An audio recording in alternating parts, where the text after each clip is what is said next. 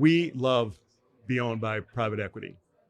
I call it 4th and 5. Whether you're playing offense or defense, it's 4th and 5. Somebody is going to win, and someone is going to lose. So we have that 4th and 5 mentality that is throughout our company, and how we lead. It's with intensity. It's driven. It's very focused.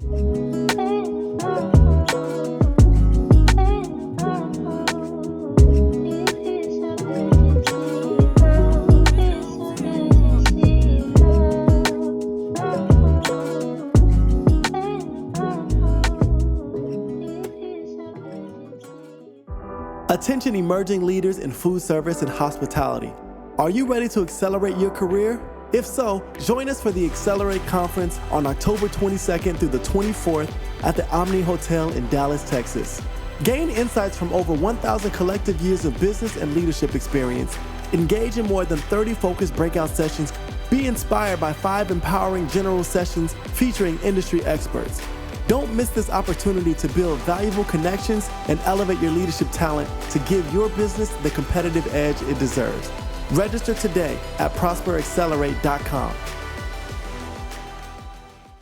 Welcome to another episode of the Prosper Brief. I'm your host, Jeremiah Wynn, and today we have a very special guest. We have an exceptional leader. Jeff Kiesel, the CEO of Restaurant Technologies, is here with me at Prosper Forum, and I'm so excited for this conversation. Jeff, how's it going, man? Good, Jeremiah. Looking forward to a good conversation. How have you been liking the Prosper Forum this year so far? You know, it's been great. The variety of topics that have been covered over the last couple of days has been very good. Everything from AI to how do you lead your company a little bit differently versus how do you overcome menu changes, supply chain risks. It's a lot of good stuff. I love that you mentioned like how do you lead your company different, because you, first of all, you were nominated for an award last year. It was the 2024 Ernst & Young Entrepreneur of the Year Award. So congratulations on that nomination. Appreciate it. But not only that, but you have 2 people who work under you. Your COO, who was also nominated for an award. Can you talk about that? Yep, that's Alyssa Partee. She joined us 5 years ago as our Chief People Officer. Okay. And now she's running our operations, which is probably 1,100 out of our 1,500 employees. Wow. She's doing a great job, and she was Executive Woman of the Year nominee. And also our Chief Legal Officer, Diana Gessiking, was also nominated for an award, Chief Legal Officer of the Year. So a strong team. Well, and you were Newsweek also said this is America, our restaurant technology is America's best workplace. Yeah, that was, we won that locally, and a nice nomination for the public company, for Newsweek. We're pretty proud of our culture, and you love the recognition. The team loves to get that. Absolutely, I'm so fascinated by it because you just said I had a question, but I'm going to pause that question for something you just said. So your CPO is now your COO. Correct. I've never heard of that. Yeah. So how are you empowering your teams to be able to switch positions even like that? Number one, she's an exceptional talent. Absolutely. And I personally, throughout my career, expect a lot of the Chief People Officer. Between that and the CFO, my General Electric training said if you have those 2 jobs correct, you can fix any problem. Wow. So she just has a natural affinity to be a leader, and her background, going into a depot, that's what we call our 41 locations, it's hourly workers. It's CDL truck drivers, it's technicians, and she has the ability to be both present at the board meeting and with their executive team, but really hits it off with our hourly folks. Wow.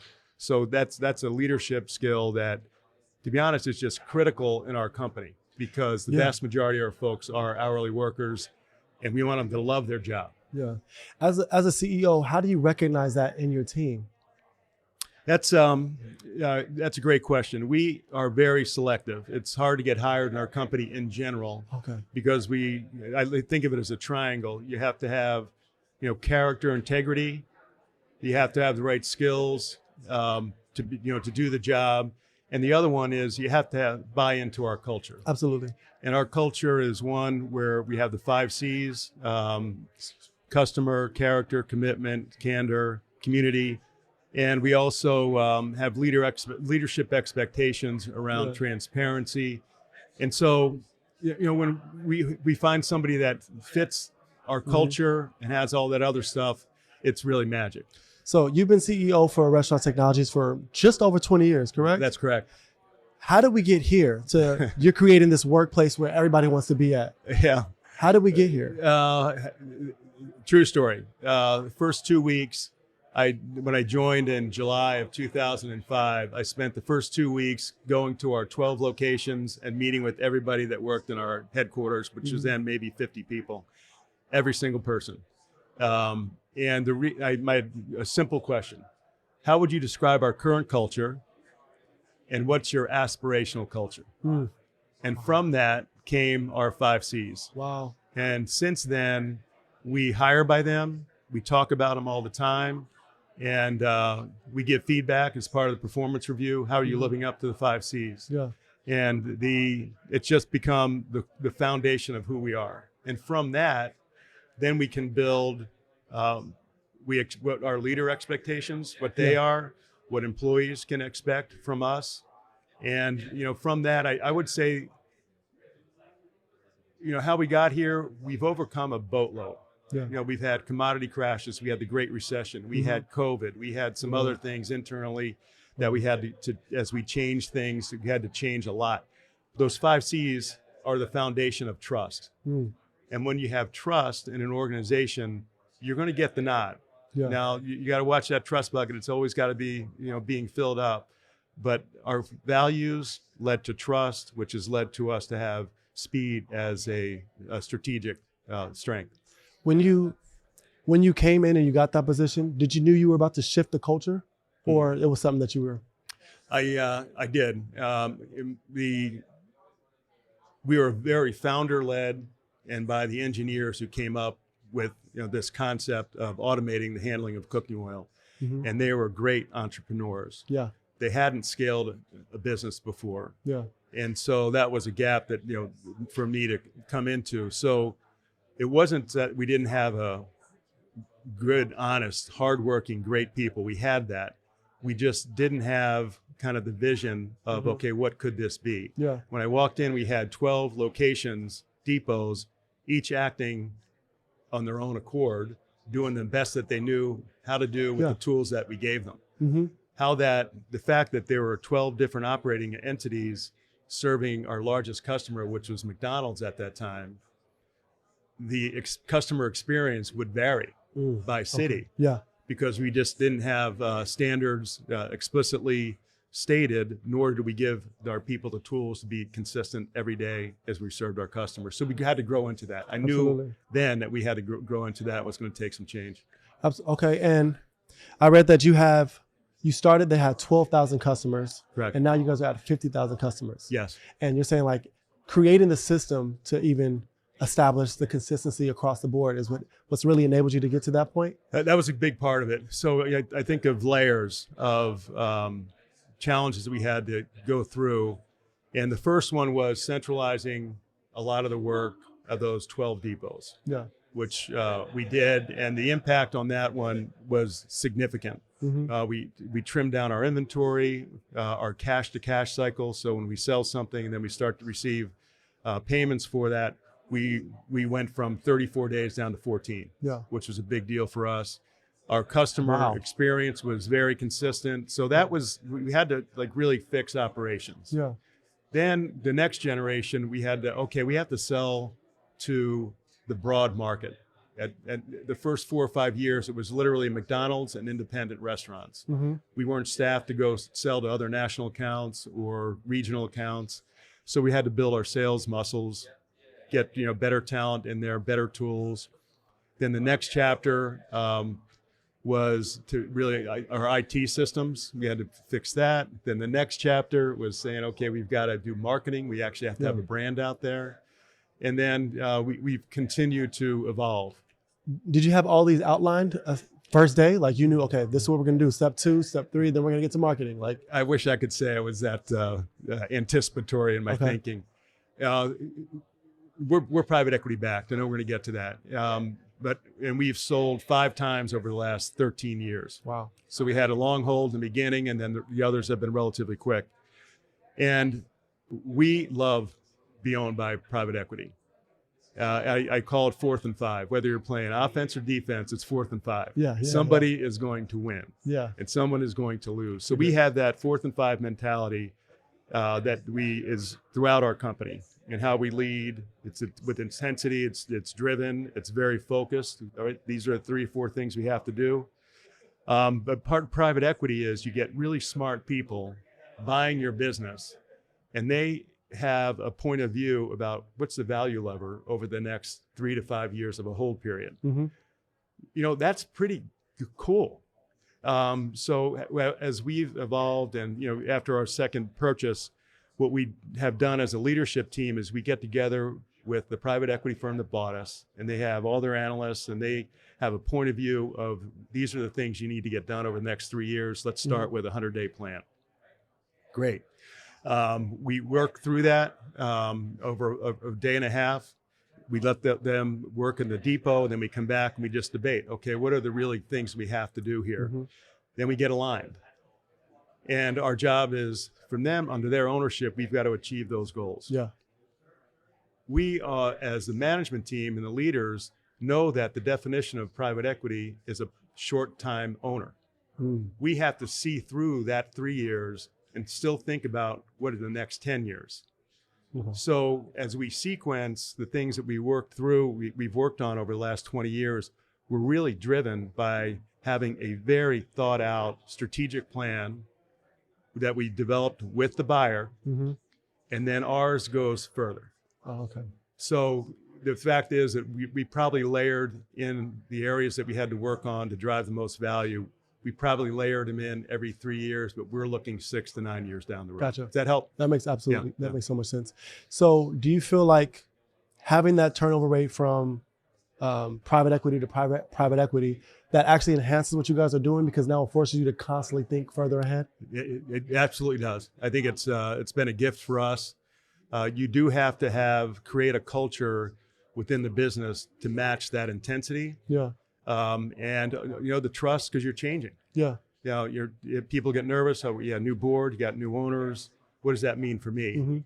Unless you have that trust and the experience to say, this is good for us. These guys are going to bring X, Y, or Z to the table. We really like our board. They're going to help us become a better company. And if you say it 5 times in a row and you keep doing it, people buy into it. But you really have to have trust when you're owned by private equity. Is that why it takes so long? The hiring process for Restaurant Technologies is so intensive? It is. We're proud of our culture. And so when we hire somebody, due to the process, they should come in already respected. Gotcha. Then they're cherished, and then they're loved. And that we talk openly about that. So we want people to be there. It's highly engaged. Every quarter we do an engagement study. We're always in the top 10 at every measure. People are proud to work here, and people are when they're interviewing somebody, they're interviewing their peer. They're interviewing, so we want to keep that culture going. That makes so much sense. So the last 20 years you've been successfully developing this culture that you have currently. Before RTI, what were you doing? And what were the principles and the values that you were holding on to that even got you to that point in 2005? Yeah, great question. So my background, 18 years at General Electric. So finance, product management, marketing, sales, and general management. So what a great background. What a great training. And then a stint at G&K Services running operations there, and then into Restaurant Technologies. Sorry to cut you off, but was this your first CEO position? Correct. Okay. Correct. So I had COO jobs, but not the full Monty and the pressure. Gotcha. And what else? I'm sorry, Jeremiah. I'm sorry. We were talking about your core values that have helped you throughout your leadership career. So I had a great upbringing. Lower middle class, great parents. We were taught work ethic at a very young age. I can remember my brother and I, 6 and 7 years old. My dad would take us into a neighborhood and said, "Looks like Mr. Jones, his grass needs to be cut. Let's go do it." Wow. So work ethic is part of it. Respect for all levels of folks. So being worked construction, did all that kind of stuff. Had a little entrepreneurial painting business. Yeah. So always worked hard. The expectations, my parents did a really good job of, with 4, older brother, 2 younger sisters, did a great job of knowing what we were capable of. Mm-hmm. So we didn't have one yardstick. There was 4. Yeah, absolutely. And so the expectations were always, you better work hard, you better do the best. Yeah. Some of us were A students, some of us were C students. And then we were all athletes as well. So the expectations there that you will never be outworked. Yeah, absolutely. Yeah. Well, tell me more about your dad. What did he do for a living? He was a salesperson into grocery stores. Okay. So a sales rep. And where did he get that drive from to where he would push you guys that far? He was the first in his family of coal miners in Scranton, Pennsylvania, first to go to college. Wow. And he played football at the University of Pittsburgh. So he was a hardworking guy too. That makes sense. So the athletic, and I see I want to look like you when I get older. Yeah, that makes so much sense. I love sports, and I love sports analogies because sports is you're working towards something. You're working toward a goal. Correct. And even as like an executive, as a leader, you're constantly working toward a goal. Yeah. Was it always your goal to be in the C-suite when you were younger? It was. I knew I was lucky enough to have some leadership skills that were taught at an early age, and I always wanted to be making the call. Didn't shy away from making the tough call. What position did you play? Strong safety. I love that position. I was too skinny. If I would have actually played strong safety, I would have broke my collarbone. But I just love that because you get to see everything from that vantage point, That's correct. And then you get to clean up the other messes that people make. You get to lead direct traffic and stuff. Yep. Do you have that approach in your leadership? I do. So I called the defenses a lot, made the changes on the call.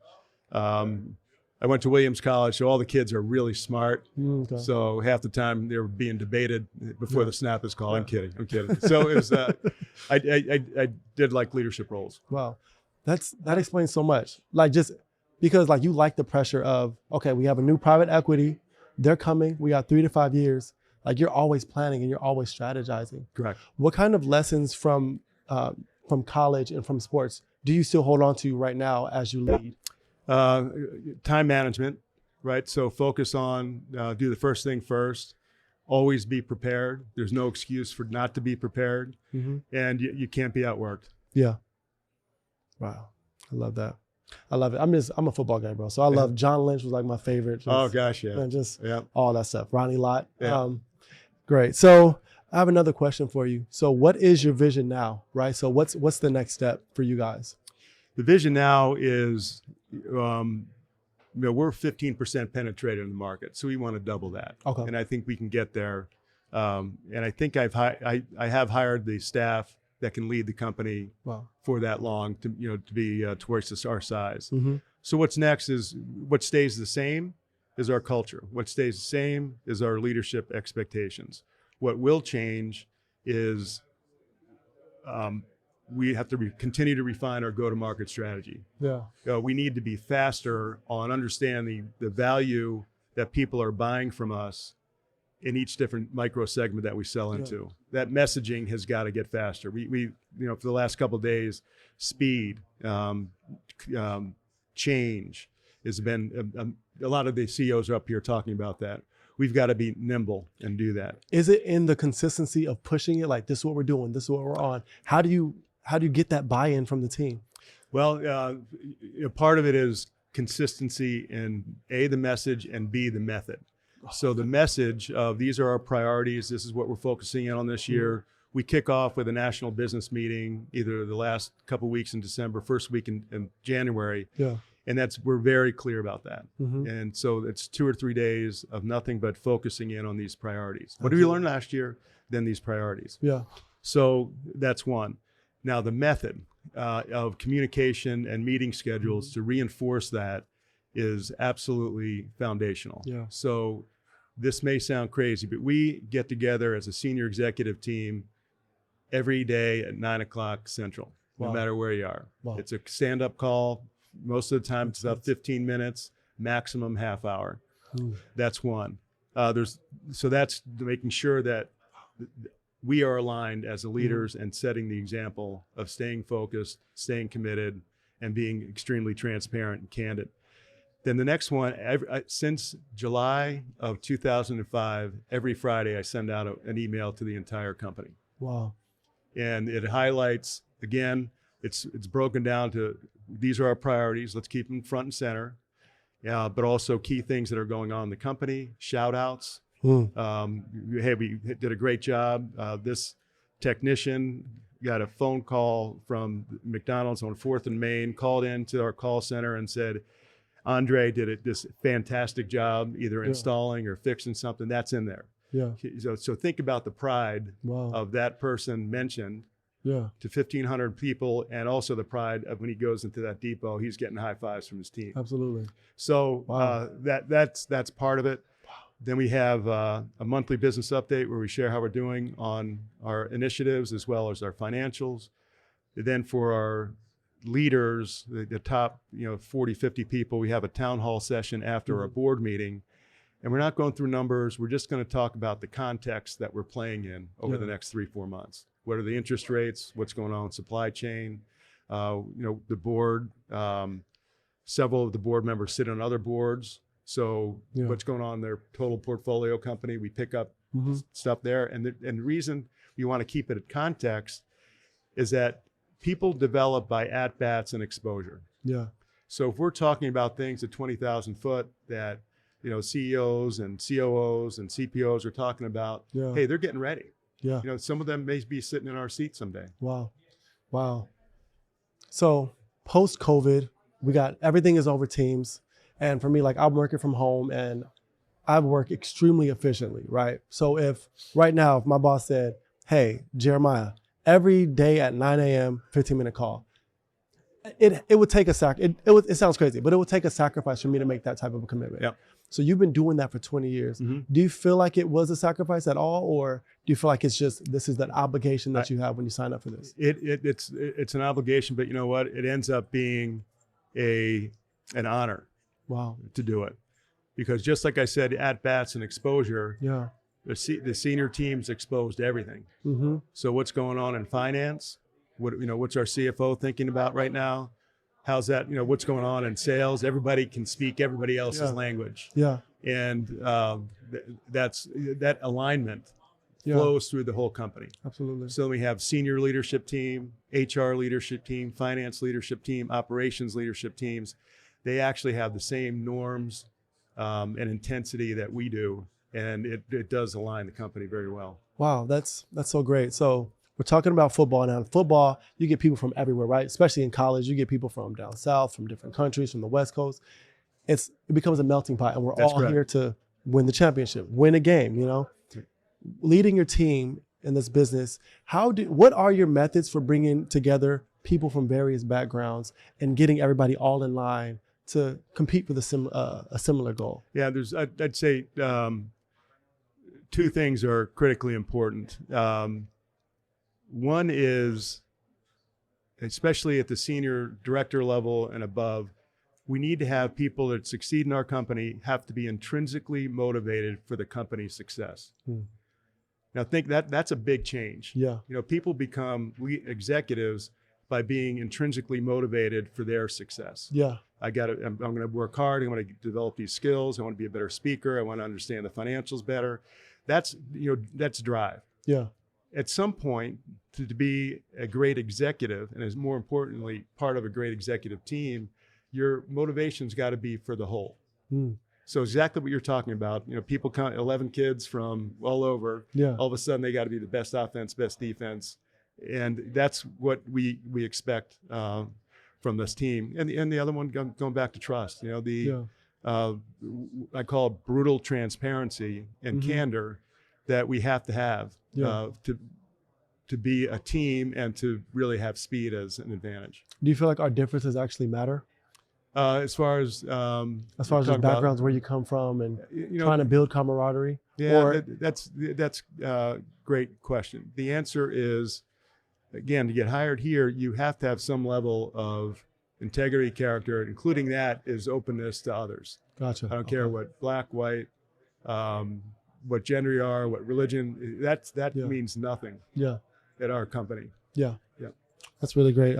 I love that, because if somebody's good at something, they're good at it regardless, right? That's correct. And I think it's really interesting how historically in the past, there's been like, it's easy to have a prejudice over somebody based off of just where they're from, like the segment of the city, like if you're an inner city person, or if you're from a trailer park. Yep. Like just those type of segmentations kind of like, they do face prejudice, but I think even more deeply, and one thing that I've learned too, especially growing up, the socioeconomic status that a lot of people have growing up is really what gives them the lack of opportunity because there's no exposure. There's no at-bats.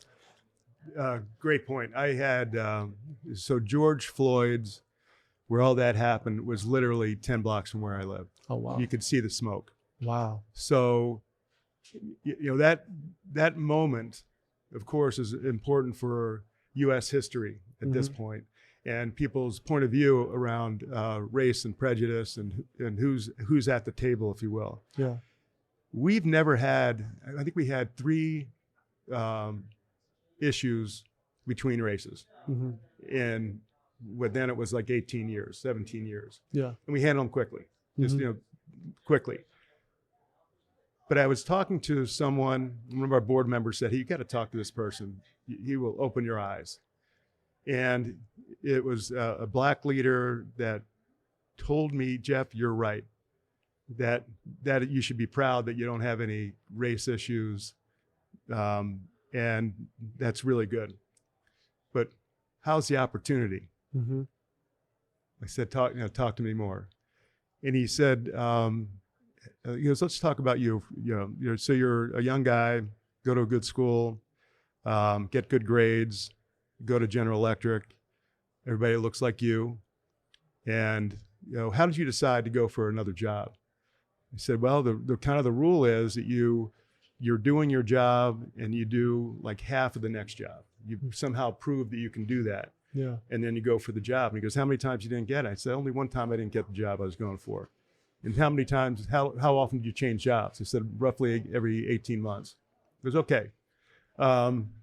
So from your point of view as a white male, you had the confidence to take a shot.